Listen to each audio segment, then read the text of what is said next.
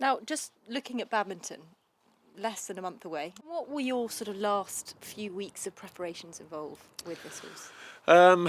We ran him at Belton in the CIC 3-star there. He jumped a double clear. I was a little bit disappointed with the dressage marking, but we'll gloss over that. And he was fantastic. We've worked hard on the cross country actually, although he's always, touch wood, been a great cross country horse. We've had to look at how we do it and how effectively how fast I go on him. And so we've done a few things. Nick Turner's helped me quite a lot. Our Irish high performance system's been helping me quite a lot. And we looked at how I ride him. We've done some video, looking at some video coverage and so on, and we videoed bits of Oldham where he had a run early in the year. And at Belton, it all came together. He was 7 seconds inside the time. We let him really run, and he made it feel so easy. So effectively, that's his prep done in terms of competition, and then it's just a case of polishing everything. And working on the flat work, working on the jumping, and obviously keeping the fitness up together. Now, we saw you doing some training exercises earlier on. What is your training philosophy, Jonty? I want my horses to do what they're told, but think for themselves, and I think that's a really it's a balance that's difficult to achieve, because if you drill a horse's thought process out of it, then at some point it is going to not think for you when you need it to think for you. And I firmly believe that in all three phases, the horse needs to be on your side. And I want my horses to be clever, nimble, athletic, quick thinking. I think most of all, quick thinking. And that's probably another thing with Cooley Rorke's Drift. He has... It's almost like he's been there, he's walked the course, he knows the job, he knows the drill. And if the horses can think like that, then it makes them a lot easier to ride.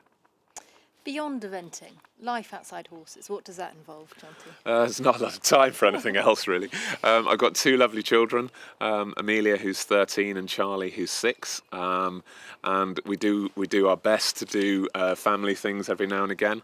My wife Jane works incredibly hard on the yard with me and with our head girl Jane Felton. Always have two Janes in your life. It works very well for me. But to be honest, I really enjoy some hunting in the winter, but I suppose that's horses. We quite enjoy a family holiday, but again, last year we decided it's very much a team effort here, and I know it's a cliche, but I couldn't do it without the support I get, and so we decided that the whole family were going to Rio. So consequently, we didn't have a holiday last year because Rio was quite an expensive jaunt. But my daughter came, and my wife came, my sister, my mum, my stepfather. So the crew were all present and correct. And the Rio experience, sum that up for us. Off the scale, absolutely off the scale.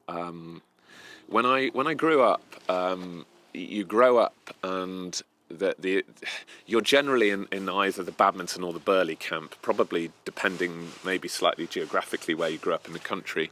And I was always in the badminton camp, and to me, badminton is the event. And I hadn't really... of course, you think about an Olympics and so on. A couple of sort of years before, Cooley Rorke's Drift was part of the team that won the Nations Cup for Ireland at Buccleuch at the final of the Nations Cup series in 2015.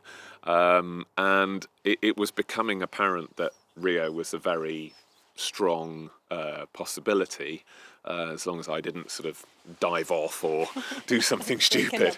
Yeah. And I suppose then it started to build, and it was a case of making sure that you just got everything in order.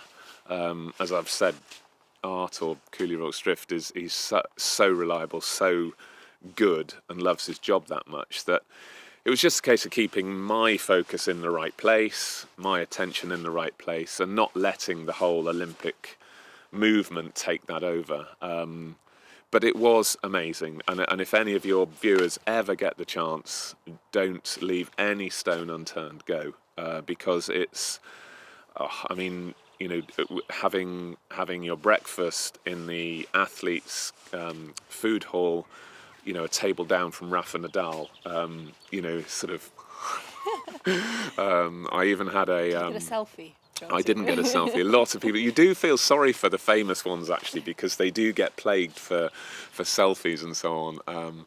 I had an interaction with Venus Williams, which I didn't at the time. I was talking to her, had no idea who she was.